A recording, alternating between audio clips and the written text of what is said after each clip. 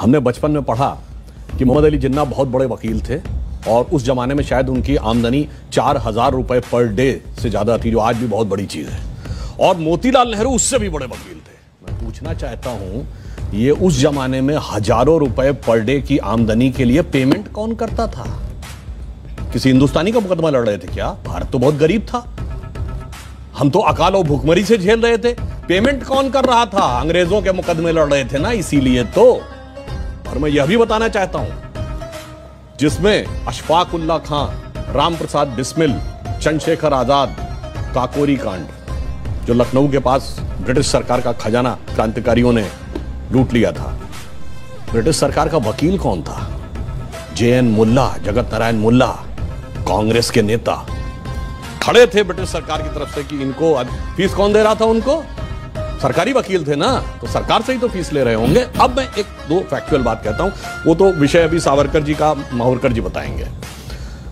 मैं एक बात कोट करता हूं, बहुत बड़े एक साहित्यकार हुए VS नायपॉल, जिनको 2003 में नोबेल पुरस्कार मिला है अपनी किताब एमंग द बिलीवर्स के लिए। उन्होंने बहुत पहले एक किताब लिखी, इंडिया द वुंडेड सिविलाइजेशन। उन्होंने कहा भारत दुनिया का एक विचित्र देश है, एकमात्र देश है जहां राष्ट्रवाद को बढ़ाने वाला नहीं, राष्ट्रवाद को कमजोर करने वाला इतिहास पढ़ाया जाता है। नंबर 2, उन्होंने कहा ये एकमात्र देश है जो अपने लिखे इतिहास को ऑथेंटिक नहीं मानता, दूसरों के लिखे इतिहास को ऑथेंटिक मानता। उन्होंने कहा ब्रिटेन में जाइए, कोई ब्रिटिश, फ्रेंच या जर्मन के लिखे इतिहास को नहीं मानता, कोई जर्मन, इटालियन या स्पेनिश के लिखे इतिहास को नहीं मानता।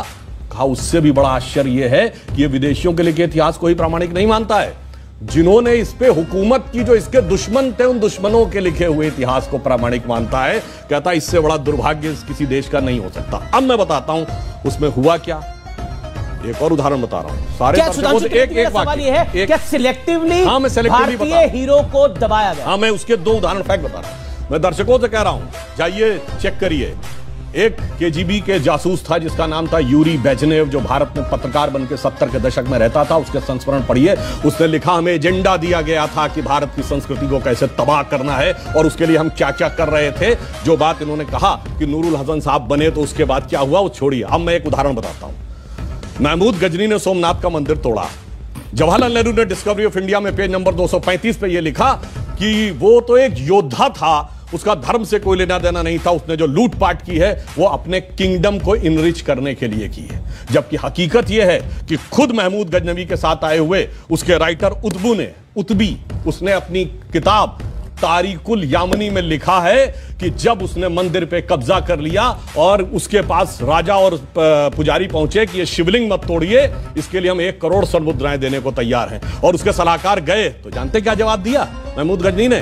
कि मैं तोड़ूंगा जरूर इसलिए कि कयामत के दिन मैं बुत फरोश के रूप में जाना जाऊं, बुत शिकन के रूप में जाना जाऊं, बुत फरोश के रूप में। यानी नहीं पता पढ़ाई जाती, यानी ट्रैवल, यानी मैं एक बुत फरोश का मतलब हुआ कि जो मूर्तियों के साथ बिजनेस कर रहा हो, उसके लिए नहीं, मूर्ति को तोड़ने। फिल्में हम लोग देखते हैं, युवा पीढ़ी को प्यार मोहब्बत की बातों में बड़ा आनंद आता है। एक लाइन और कह दूं तो, प्यार मोहब्बत की बात हो तो क्या नाम याद आते हैं? शाहजहां, नूरजहां, जोधा अकबर, सलीम अनारकली, शीरी फरहाद, लैला मजनू, यही पढ़ाया गया ना।